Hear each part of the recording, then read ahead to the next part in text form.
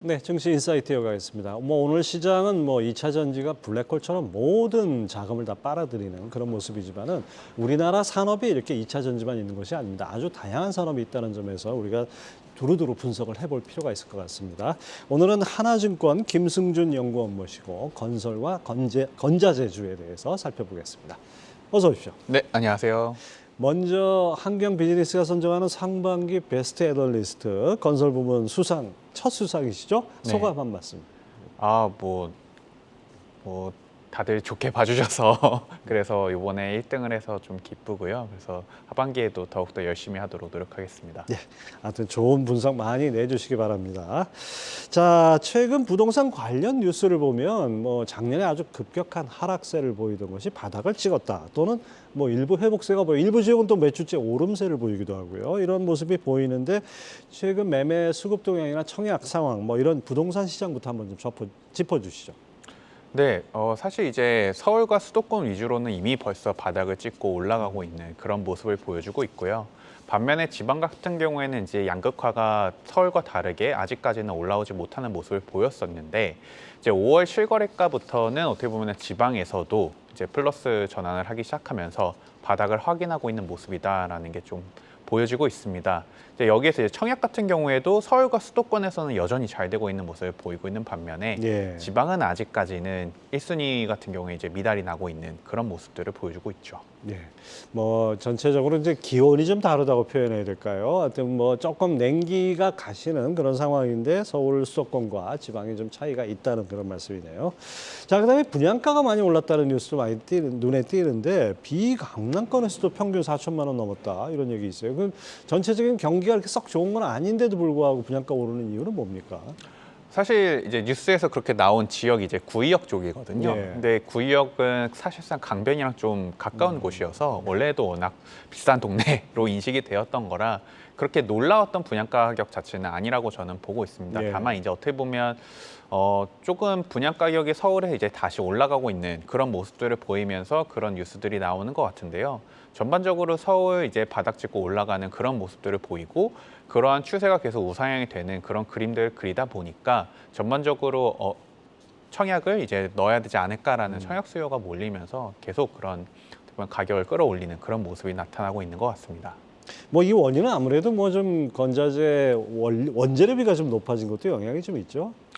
네, 사실 원자재가 높아진 영향도 있고요. 사실 가장 큰 거는 인건비입니다. 그래서 이 전체 공사비에서 차지하는 가장 50% 이상은 거의 인건비거든요. 그래서 사실 인건비가 상승을 했기 때문에 공사비가 올라간 측면도 있었고 이제 금리가 올라가면서 금융 비용도 올라간 측면도 한몫했다라고 볼 수 있겠습니다. 네. 자, 건설 경기와 아주 밀접한 게 이제 건자재 업종이라고 할 수 있는데요. 그중에서 시멘트 관련 업종 최근 주가 흐름은 어떻습니까? 시멘트는 사실은 거의 6월 말쯤에 정부가 이제 가격 인상에 대해서 개입을 하기 시작하면서 이제 적당히 해라라는 약간 그런 시그널을 보였죠. 그래서 식품하고 똑같네요. 네, 그래서 이제 그 이후로 이제 대부분의 시멘트 주가들은 이제 하락을 했고 그 하락 바닥권에서 기고 있는 모습을 보여주고 있습니다. 다만 이제 7월 1일부로 해서 성신양해랑 쌍용 C&E 같은 경우에는 가격 인상을 12만 원까지 올리기로 이제 강행을 하기로 했고요. 한일 시멘트와 한일 현대 시멘트도 마찬가지로 12만 원까지 9월부로 올리기로 이제 결정을 하게 되면서 어찌됐든 전반적으로 시멘트 가격은 올라가는 그런 분위기로 가고 있습니다. 자, 시멘트 가격이 오른다면은 아무래도 그 해당 업종에는 좋지만은 건설 업종에는 그 원가 부담이 높아지는 그런 요인이 될 텐데요. 건설 업종 전반의 주가 흐름도 같이 짚어주시죠. 네, 사실 이제 시멘트 가격이 올라가면서 원가 부담에 대한 우려가 있는데 이 전체 원가, 공사 원가에서 시멘트가 차지하는 비중은 사실 5% 정도밖에 안 돼요. 그래서 이거 하나만 가격이 올랐다고 해서 이제 전반적으로 원가가 나빠지겠거니라고 생각하는 건 너무 빙산의 일각 같은 그런 느낌인데 문제는 얘만 올리느냐, 다른 애들도 올라가지 않느냐 약간 이런 우려 때문에 이제 겹쳐지는 것으로 보이고요. 일단은 건설업종 같은 경우에는 전반적으로 주가 상황이 부진한 이유가 이제 인천 검단 그 붕괴 사고 결과가 7월 중순에 나온 이후로 이러한 여파들이 전반적으로 건설 업종에 지금 분위기가 퍼져 있는 그런 상황이기 때문에 주가가 부진하다라고 좀 볼 수 있겠습니다. 네, 뭐 청약이 아주 활발한 것도 아니고 그다음에 이 붕괴 사고, 뭐 침수 사고 이런 것들이 자꾸 나오니까 어떤 신뢰 문제도 있고 하는 부분이 좀 해소가 돼야 움직일 수 있을 것 같습니다. 자, 또 하나 짚어봐야 될 게 금융당국이 최근 건설사, 증권사들을 불러 모아놓고 PF 대출에 대한 그 리스크 관리를 당부를 했는데요. 아무래도 이 부분이 계속해서 좀 문제가 되지 않습니까? 이 뇌관이라고 표현하기도 하고 뭐 감당할 수도 있다 이렇게 표현하는데 이 연체율이 어느 정도 됩니까? 지금 전체 금융권의 PF 부동산 관리 연체율은 약 2% 정도가 되고요. 2% 정도. 네, 근데 이제 이게 각 금융기관별로 다르다라는 거죠. 예를 들어서 선순위 은행 같은 경우에는 연체율이 0%입니다. 그래서 이 선순위 채권으로 가지고 있는 애들은 아직 괜찮다라고 볼 수 있는 반면에 후순위로 대표되는 증권사 같은 경우에가 연체율이 15% 가까이 돼요. 그래서 어떻게 보면은 후순위부터 서서히 힘들어지고 있다라는 게 이제 점점 문제가 심각해지고 있다라고까지 인지할 정도로 과정이 진행되고 있다라고 보시면 될 것 같습니다. 0%대 15%. 이거 아주 극단인데 평균으로 잡으니까 뭐 금액 가중해서 보니까 2%다. 2%로 보면 뭐 큰 문제는 아닌 것 같은데 15% 하니까 대출금의 15% 이자를 못 받는다고 하면 이게 심각한 문제가 될 수 있죠. 금융당국이 PF 대주단 협약을 통해 이제 이른바 옥석 가리기에 돌입을 했는데요. 생각보다 결론이 빨리 안 나는 것 같아요. 시장에서는 어떤 전망들이 나옵니까? 이제 하반기부터는 본격적으로 이제 옥석가리가 나타날 거다라고 보고 있고요. 실제로 이제 금융당국이랑 증권사들 사이에서도 어느 정도 지금 교통 정리가 되고 있는 그런 모습들을 보여주고 있어서 하반기부터는 본격적으로 펀드가 조성되면서 이제 자금이 집행될 수 있는 그런 모습을 좀 기대하고 있습니다. 예. 자, 이렇게 국내 시장 보니까 뭐 좀 아직까지 이렇게 잠재 리스크 또는 이제 악재라고 할 수 있는 것들이 좀 이렇게 해소가 안 된 그런 상태인 것 같습니다. 그러다 보니까 아무래도 해외로 눈을 돌리게 되고 해외 수주에 아주 기대를 많이 걸게 되는데 최근 낭보들이 좀 들렸습니까?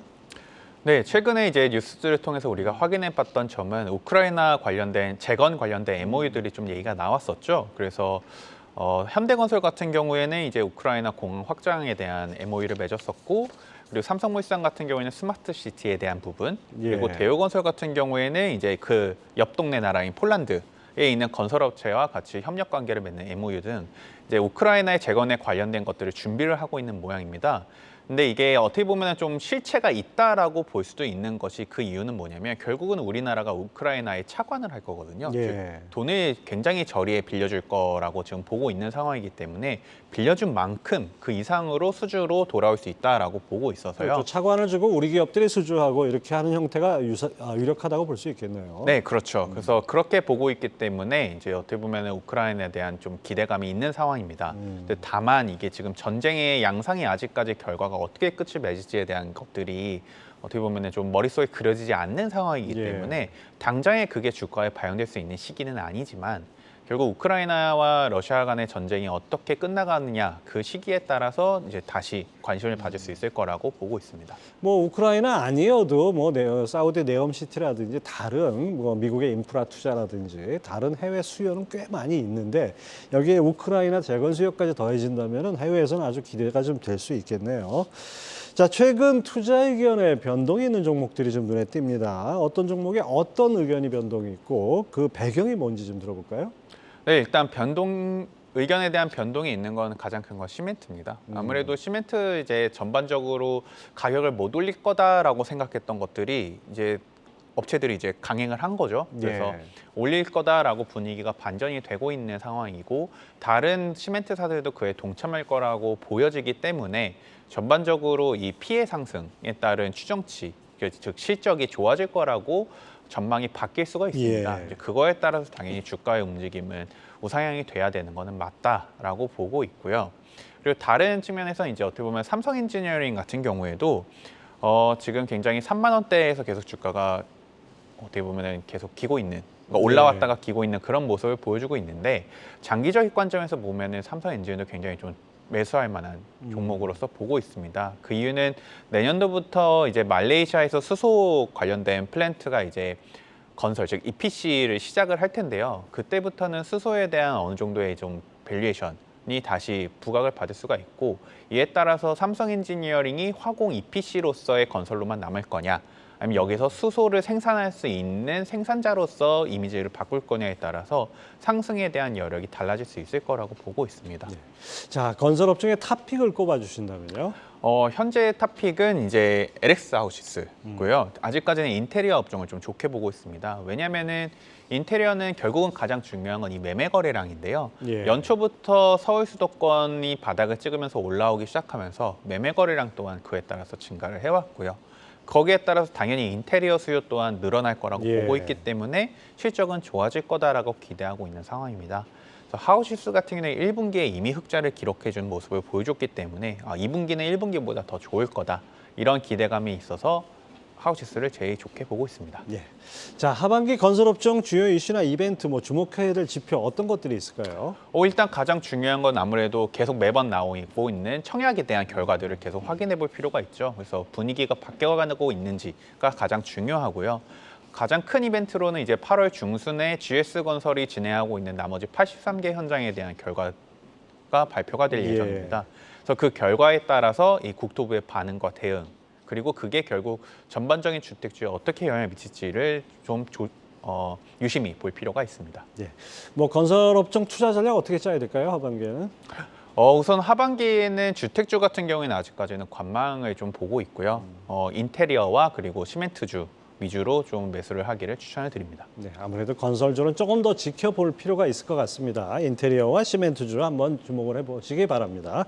하나증권 김승준 연구원 함께했습니다. 감사합니다. 네, 감사합니다.